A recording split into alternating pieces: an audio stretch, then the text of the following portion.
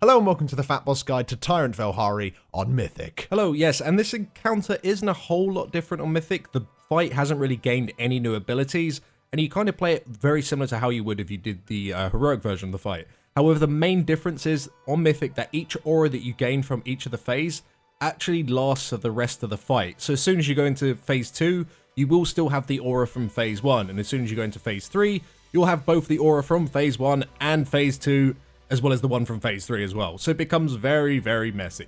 But before we go into that, for this encounter you do want to bring 2 tanks, 4 or 5 healers, and a mixture of DPS. Having 1 or 2 warlocks helped you out a lot in the last phase, and if you have too many melee, you might find phase 1 pretty hard because of all of the fucking spinning tornadoes of death. So generally, don't go too crazy on melee. Now on top of all of the aura changes, the Touch of Harm and the Edict of Condemnation have also changed.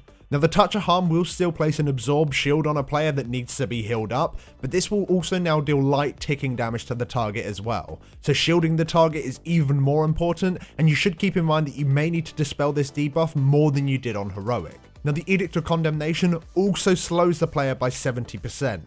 This just really means that you need to always be stood in a good place at all times to make sure that people can soak towards you, because you can't just get towards everyone else, everyone has to get towards you. So being in a good place really, really matters.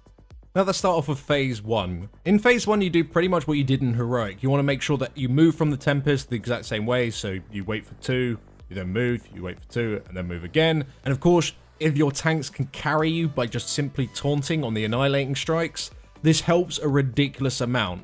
However, it is very unlikely that you'll be able to taunt every single annihilating strike, and because of this you want to set up a couple of rules on how you're going to deal with it.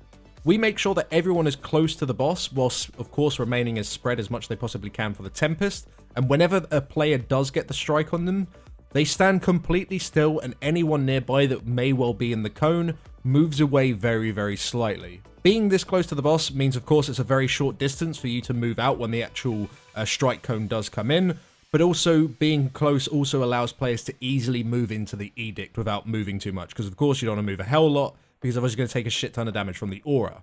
The only time that a player with the strike should ever move is if you have a strike and edict at the exact same time. If the strike's going to go straight through players that are stacking up for the edict, it's easily going to combo them and they will just flat out die. So if you're in that situation, the strike's on you, get the fuck out the raid, no one dies. Now talking of combos, you have to exit phase 1 before you get an edict and a whirling Tempest on you at the same time, and this will happen on your 3rd Tempest.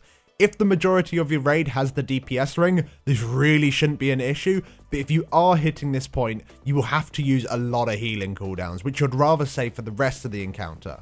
If this overlap does happen, you are forced to deal with it, and it is certainly possible, it's just not ideal. Now when dealing with the ad in phase 1, you want to make sure you face it away just as you did on heroic, and you want to cleave it down throughout the phase. You want the ad to die before the next ad spawns in at 60%. If you have both up, then your tanks are just going to be taking so much damage and they're going to be really fucking unhappy with you. Would recommend getting it low before the phase 1, phase 2 transition, and then having your warriors use sweeping strikes to cleave off of the ad onto the boss in order to do a huge amount of damage to the boss in phase 2. If you haven't got warriors, then just make sure you kill it off before the other ad comes in and you should be fine. Now going into phase 2, Velhari will lose her phase 1 abilities, and as we said, the Aura of Oppression will still carry over into the next phase. However, from this point onwards, it will become weaker and weaker and weaker, and it will get to a strength level where it's very similar to how it was when you initially pulled the boss. So it's not going to do a crazy amount of damage to you, but you still want to be limiting your movement. Now, like in heroic, it's important that this phase is over as soon as possible. The health reduction on Mythic can go insanely low. Tanks on like 25% health will pretty much shit themselves every time the boss does a melee hit. So as soon as your cooldowns are back from phase 1 and you got your ring and you got your second pot and all that shit, pop Bloodlust and go absolutely ham. You want to go so crazy that even when the ad spawns in this phase, you want to completely ignore it and continue to nuke the boss. You do, however, want to make sure that you've set up some form of interrupt rotation from the ad. You do not want any heals to go off. That will pretty much be a wipe if that happens. We actually usually just have our tanks do the interrupts. Now we have all of our raids stacked up on the left leg of the boss, and any players affected by the Font of Corruption just move to the right leg. It is important that you do not have your 2 groups spread too far apart, as you will need to be close enough to share the edict damage when it does come in, because it needs to hit pretty much the entire raid. But don't be too close, of course, otherwise you will be cleaving onto the non-font group with a bucket load of damage, wiping you pretty much instantly. Now we set up healing cooldowns in this phase for each edict, and normally you shouldn't see more than 2 of them. However, the timer of the edict isn't reset at all in this fight when you enter a new phase, so it's entirely possible that you could have more edicts, depending on when you had your last one in phase 1. Generally, most edicts in this phase are covered by a spirit link and an output CD, or maybe a damage reduction like an AM or barrier, but you can do it even better if you're lucky enough to have the edict land on a hunter or a mage. Now what you can do is have the first tick hit the entire raid, and the moment that it is finished, you can disengage out and have your second and third tick hit no one apart from yourself. If you hit deterrence right before the second tick lands, it will last the entire duration of the debuff and you'll survive and the raid takes no damage whatsoever. Mages can do the exact same thing using Blink and Ice Block. So apart from this phase obviously needing a shit ton of damage so you can end it as soon as possible to prevent any silly tank deaths, it also has a pretty damn high healing requirement. If you're running 5 healers, keeping up the raid and like removing all the touch of harms as well as spamming cow on the tanks just so they don't fucking die isn't that difficult. If you're running 4 healers, it can be a little bit tricky. What you'll want to do is assign your healers to perform certain roles. We actually have our shaman and our monk keep up the raid and have our paladin and disc just spam the living shit out the tanks. When a touch of harm comes in, we actually have our paladins swap to it as they're awesome with it. They're class trinket, they can do absolutely insane spot healing, but we don't do it if the tanks are in a bit of an iffy moment, so only do it when it's safe. If the touch of harm is on a target with Font of Corruption, it can actually become slightly dangerous as they'll be taking ticking damage as well as the AoE damage from the font. In this situation, you can do 2 things. You can like apply external cooldowns and shields and just hope that you out-heal the debuff before their shield breaks. But ultimately, those sort of cooldowns you'd prefer to have on your tanks. So instead, the best idea really is to dispel the touch of harm and just pray it jumps to a target without the font debuff. And apart from that, that's pretty much how the healing works. And really, this phase is just all about, of course, the tanks staying alive. Tanks, you need to somehow chain your cooldowns, especially towards the end of the phase where you're going to have a lot less health. And of course, you need to be pretty vocal about getting external cooldowns. You should be using almost everything you can. And players need to swap between groups with their fonts, and then you need to make sure you've assigned your cooldowns to each individual edict. Now as soon as you push the boss below 40%, everyone will lose their Font of Corruption debuffs and you'll enter phase 3. The boss will no longer have any of her abilities from phase 2, but of course the aura will carry over and you'll probably go in around 30-35%, but once again it gets very weak very quickly and you'll quickly go back up to around 80% health, where it will roughly stay. The boss also gives you the new aura that makes it so, yes, you deal more damage, but you're taking a hell of a lot more damage as well. So tanks, make sure that you have something for this. When you have really, really low health from just coming out of phase 2, and you're taking extra damage, it's super easy to die here. Really, really easy. So make sure you at least have something for this point, otherwise you're going to be really fucking sad. Now at this point, you also want all of your DPS to swap off the boss and go onto the phase suit ad and kill it off as soon as possible. At the same time, you'll need everyone to stack up on a single location for the Bulwark of the Tyrant, which is the shit that spawns underneath you. Now, normally on Heroic, you'll drag the boss to the side of the room, but as you still have the Aura of Oppression from phase 1, as well as having like no health from the Aura of phase 2, you need to minimize your movement as much as possible to stay alive. Now, before we even pull the boss, we have various raid icons set up around the room. These icons are for the Bulwark movements. Each time a Bulwark comes in, we just simply move to the next icon.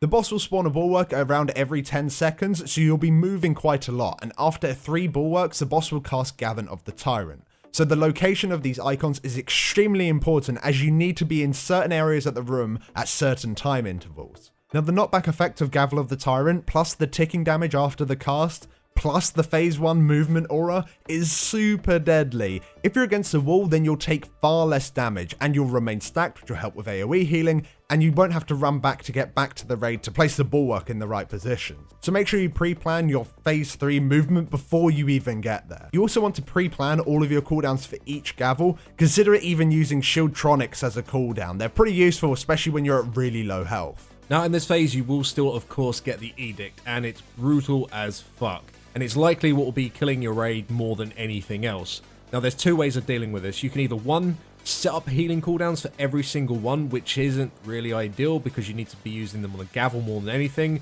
Or 2, you can simply just have a Warlock gate up and have the Edict players kill themselves far away from the rest of the raid. So have your Warlocks watch their Edict timers and place their gates near the raid and place the exit portal as far away from the raid as possible just before an Edict comes in. Just make sure you watch your Bulwark timers. If you place a portal and then the entire raid moves and then Edict comes in, the player isn't going to be close enough to click the portal, and of course he's going to be slowed, and he's just going to kill the entire raid. So place it as late as possible, and the moment the edict comes in, whatever target gets it, if you're quick enough and already have your mouse in position, you can click the portal, fly away, and not a single tick will even hit your raid. In this last phase, you'll have a total of 2 edicts. If you're getting a third one, your damage is probably a little low, and it means the fight's probably going on for a little too long. When players do go out and they do die, it's not a good idea to actually battle res them if you have any at this point. In this last phase, save them all for your tank unless the tanks know 100% that they're fine. Now when the boss reaches 30% health, the last ad will spawn. The spawn of this ad will also knock back the entire raid. If you combo this spawn with a gavel, it does absolutely crazy damage, and you're looking at having people dying. This means you may have to stop DPS at certain points just to get a perfect spawn. We usually push 30% 3 seconds or so before our first gavel, and as we don't always have time to top people immediately, we compensate by having everyone use personal cooldowns at this point.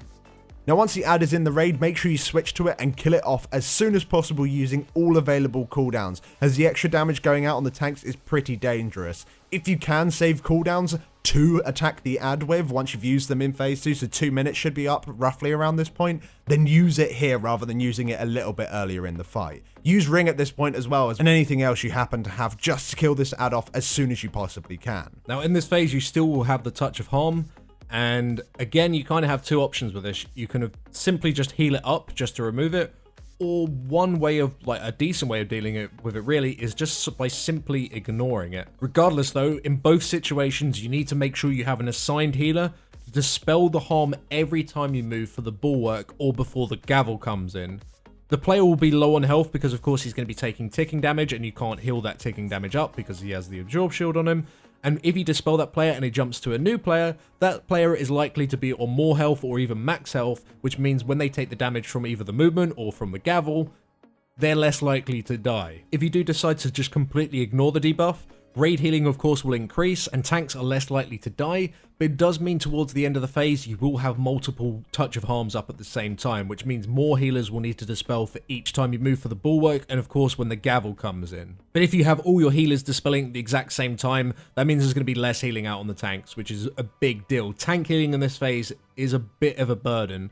If it's something that you're struggling on, there's one little tip that might actually help you out a lot, is simply have your Holy Paladin or your Cow spamming Disc Priest stand right in the middle of the room the entire fight and never move unless they actually need to avoid a bulwark that spawns underneath themselves. That way they can be constantly channeling as much HPS on the tanks as possible. This does however mean that Warlocks need to keep in mind where they place their exit portal, as you don't really want to kill your tank healer in this phase with anyone flying out with Edict. This does also mean that on a gavel, that particular tank healer will get knocked back and will take quite a lot of damage because they're going to have to run over back towards the raid. In that situation, that healer just needs to use some form of personal cooldown and should survive it. But apart from that, ultimately this phase is just all about getting your timings right, all about using CDs at the correct point, and hoping that your tanks don't die. Yeah, tanks, it is likely that your tanks are going to die. You got to be shit hot on your battle res. It's like really be like, it doesn't matter if you're DPSing, it's better that you use that GCD to res up the tank because otherwise everyone's just going to fall over. And once again, saving cooldowns for that ad. The boss afterwards just melts anyway because the aura is so high. Getting that ad down is super important, so make sure you get him down just to reduce the tank damage.